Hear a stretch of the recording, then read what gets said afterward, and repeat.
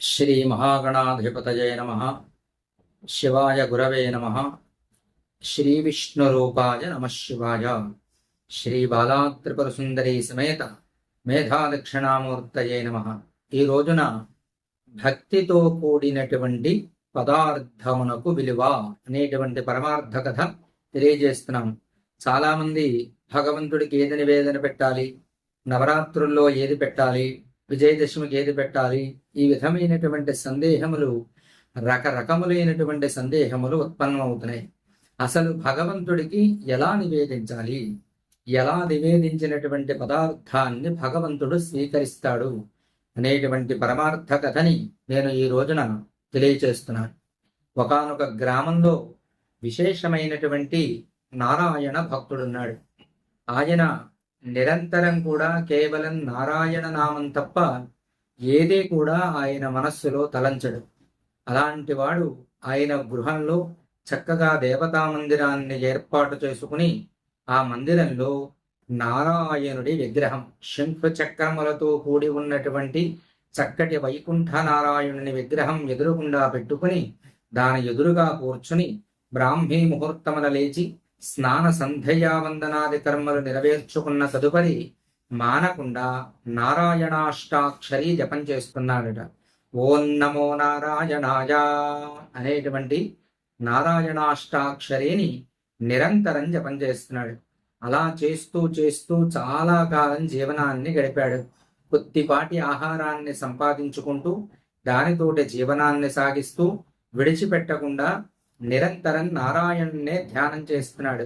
బహిర్గతమైనటువంటి బాహ్య ప్రపంచంతో పని లేనటువంటి వాడి, అంటే బాహ్య ప్రపంచం అంటే అది కావాలని, ఇది పొందాలని, ఈ కోరిక మనం తీర్చుకోవాలని, ఇది సంపాదించాలని, ఇలా ఉండాలని, ఇవన్నీ కూడా బాహ్య ప్రపంచంలో ఉన్నటువంటి మానవుణ్ణి బంధించేటువంటి ఆశలన్నమాట. అవన్నీ విడిచిపెట్టి అంతర్ముఖుడై, అంటే శాశ్వతమైనటువంటి వాడు పరమాత్మ అని తెలుసుకుని లోపలున్నటువంటి నారాయణుణ్ణి ఆయన జపరూపంలో స్వామివారిని అష్టాక్షరి మహామంత్రంతో సంతుష్టుణ్ణి చేస్తున్నాడు. ఇలా చాలా కాలం జపం చేసిన తర్వాత ఒక రోజున ఆ మహానుభావుడు దేవతా మందిరం దగ్గర కూర్చుని జపం చేస్తూ ఉండగా నారాయణుడికి ఆయన యందు అనుగ్రహం కలిగింది. అనుగ్రహం కలిగి తక్షణం నారాయణుడు ఆయన ఎదురుగా ప్రత్యక్షమయ్యాడు. స్వామివారు ప్రత్యక్షమై ఆయన్ని పిలవగానే మహానుభావుడు నారాయణుణ్ణి చూసి చాలా సంతసించాడు. సంతసించి ఆయన్ని చూసినటువంటి ఆనందంలో నిశ్చేష్టుడు, అంటే అసలు కదలలేనటువంటి వాడైపోయాడు. కళ్ళు పరమాత్మ మీద మాత్రమే లగ్నమైపోయినాయి. శరీరం కదలటం లేదు, కేవలం భగవంతుణ్ణి మాత్రమే చూస్తున్నాడు. మహానుభావుడు ఆయన్ని చూస్తే ఇంకా నేత్రములు ఇంకొకటి చూడాలి అనేటువంటి భావన నేత్రములకు కలగదు అని ఋషులందరూ కూడా వాక్యం, ఋషుల వాక్యం అనమాట. ఎందుకంటే నారాయణుడు అంత సౌందర్యం. అలాంటిది మహానుభావుడు సృష్టికి మొత్తానికి కూడా మూలపురుషుడు, ఆదిపురుషుడు అయినటువంటి నారాయణుడు ప్రత్యక్షంగా ఎదురుగా నిలబడగా ఆయన్ని చూసి పరవశించిపోయి నిశ్చేష్టుడై అలా ఉండిపోయాడు. చెలించకుండా స్వామిని చూస్తున్నాడు. ఆ సమయంలో కొంతసేపు స్వామివారిని చూసిన తర్వాత సాక్షాత్తు భగవంతుడు నాకు ప్రత్యక్షమై ఆయన దివ్యమంగళ విగ్రహ దర్శనాన్ని ఇచ్చిన తర్వాత ఆయనకి నేను ఏదైనా నివేదించకపోయినట్లయితే నా మనస్సుకు తృప్తి లేదని అతను మనస్సులో కలిగింది కానీ కదలలేక, స్వామిని విడిచి వెళ్ళలేక అలాగే చూస్తూ చెట్ట చివరికి చుట్టుపక్కల ఉన్నటువంటి ప్రదేశాన్నంతటినీ కూడా ఒక్కసారి ఆతృత, అంటే స్వామికి ఏదైనా పెట్టాలి, నా చేతితోటి అద్భుతమైనటువంటి స్వల్పమైనప్పటికీ కూడా అద్భుతమైనటువంటి ఆహారాన్ని నారాయణుడికి నేను నివేదించాలి అని చూసేసరికి ఒక చోట అతనికి అరటిపండు కనిపించింది. ఆ అరటిపండు తీసుకుని వచ్చి స్వామివారికి ఒలిచి స్వామిని చూస్తున్నటువంటి ఆ కనులతోటి ఏం చేస్తున్నాడో అతను మరిచిపోయినటువంటి వాడై మైమరిచిపోయాడు. కేవలం భక్తి, భగవంతుడి మీద ధ్యాస, ఆయన నామం మీద శ్రద్ధ, ఈ మూడే తప్ప ఇంకా అతనికి ఏమీ గుర్తుకు రావటం లేదు. ఆయన్ని చూస్తున్నాడు, భక్తిగా ఆయన్ని సేవించాలి అనేటువంటి ఆలోచన తెచ్చుకుంటున్నాడు. అలాగే ఆయన నామం ఆయన ఉన్నప్పటికీ కూడా మనస్సులో నిరంతరం అంతర్ముఖుడై నామాన్ని మానకుండా చేస్తున్నాడు. ఆ సమయంలో స్వామివారిని చూసినటువంటి ఆనందంలో ఇతను స్వామివారికి అరటిపండు వలచి ఆ అరటిపండు లోపల ఉన్నటువంటి గుజ్జుని పాడవేసి తొక్కని స్వామివారికి ఇచ్చాడు. స్వామివారు అతను ఇచ్చినటువంటి ఆ పై తొక్కని స్వీకరించి ఆనందంగా భుజించి అదృశ్యమైపోయారు. ఆ తర్వాత స్వామి విరలిపోయినటువంటి అంటే స్వామివారు మరలా తిరిగి ఆయన వైకుంఠలోకానికి వెళ్ళిపోయారు. ఆ తర్వాత ఇతనికి స్పృహ వచ్చి చూస్తే గుజ్జేమో ఇతని పక్కన పడవేసి ఉంది. ఆ అరటిపండు తొక్కేమో స్వామివారికి పెట్టాడు. అది గుర్తుకొచ్చి వెంటనే చాలా బాధపడి ఎంత పొరపాటు చేశాను, నారాయణుడు వస్తే నేను అరటిపండు పెట్టడం మానేసి దానిపైన పాడవేయాల్సినటువంటి ఉచ్ఛిష్ట పదార్థాన్ని నేను స్వామివారికి, అంటే ఉచ్ఛిష్టం అంటే విడిచిపెట్టవలసింది, తిన్నాక పాడేసేదాన్ని ఉచ్ఛిష్టము అంటారు. మనం అరటిపండు తినేటప్పుడు ఒలుచుకుని తిన్న తర్వాత ఆ ఉన్న తొక్కని బయట పడేస్తాం. కాబట్టి అది ఇంక విడిచిపెట్టవలసినటువంటి పదార్థం అనమాట. అలాంటి పదార్థాన్ని నేను స్వామికి ఇచ్చాను అని బాధపడుతూ అనుకున్నాడు. ఒక్కసారి ప్రత్యక్షమైనటువంటి స్వామి నా యందు దయ కలిగి నేను విశేషంగా తపస్సు చేసినట్లయితే మరలా ప్రత్యక్షం కాకుండా ఉంటాడా అని తలంచి మొట్టమొదట మనం స్వామివారి మరలా వచ్చేసరికి ఆయనకి చక్కగా ఫలం పెట్టేటువంటి ప్రయత్నం చెయ్యాలి. దానికి ప్రయత్నం ఏం చెయ్యాలి అంటే ముందు అభ్యాసం చెయ్యాలి. అలాంటప్పుడు తొందరపాటు కలగకుండా ముందే అభ్యాసాన్ని చేసినట్లయితే స్వామికి చక్కటి ఆహారం మనం పెట్టగలుగుతాం. గుజ్జునిచ్చి తొక్కని పాడేయాలి అని ఆలోచించి బయటికి వెళ్ళి ఒక గెల అరటిపళ్ళు తీసుకుని వచ్చి దేవుడు మందిరం దగ్గర కూర్చుని అరటిపళ్ళన్నీ ఒలవడం, ఆ గుంజు స్వామికి చూపించి కుడి పక్కన పెట్టడం, తొక్కని ఎడం పక్కకి విసరడం.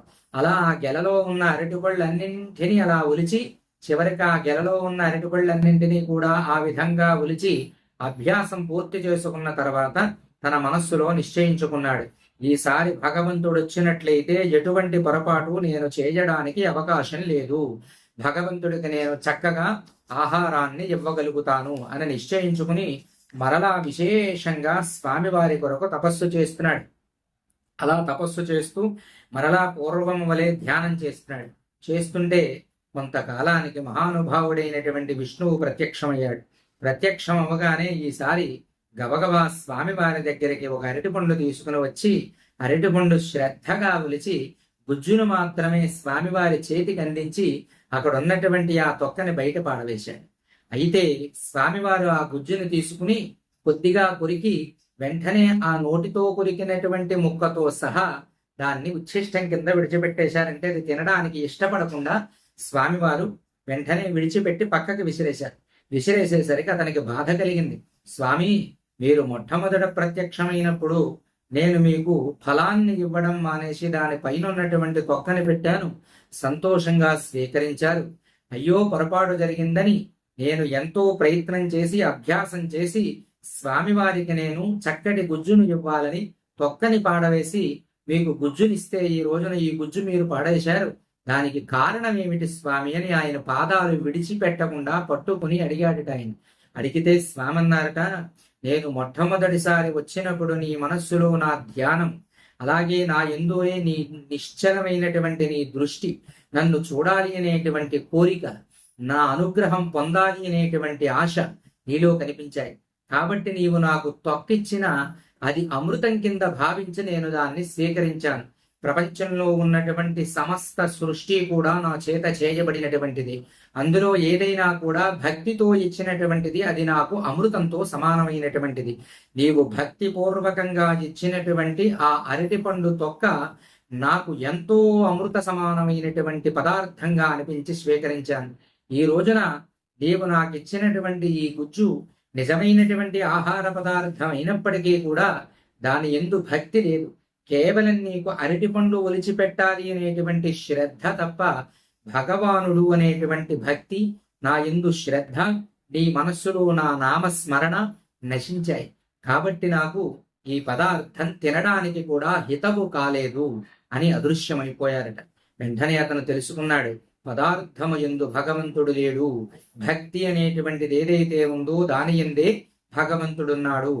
ఏదైతే భక్తిగా నేను భగవంతుడికి సమర్పిస్తాను అది భగవంతుడు ఖచ్చితంగా స్వీకరిస్తాడు. నేను భక్తిగా సమర్పించినటువంటి అరటిపండు కూడా మహత్తరమైనటువంటి పదార్థం కింద భగవంతుడికి కనిపిస్తుంది.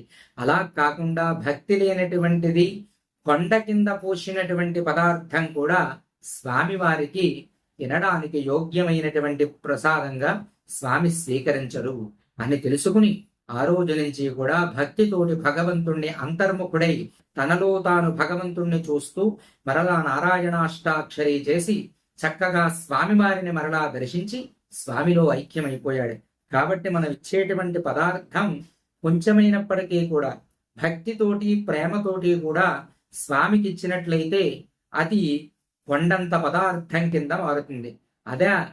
అలాగే ఒక కొండని తీసుకొచ్చి భక్తి లేకుండా కేవలం గర్వంతో ఇది నేను కాబట్టి తీసుకొచ్చానని భక్తి లేనటువంటి పదార్థాన్ని భగవంతుడికి సమర్పించినప్పటికీ కూడా ఆ పదార్థం భగవంతుడు స్వీకరించడు, వ్యర్థ పదార్థం కింద మిగిలిపోతుంది. కాబట్టి మీరు భగవంతుడికి ఏం పెట్టారు, ఎంత పెట్టారు, ఎలా పెట్టారు స్వామివారికి ఇవి కాదు.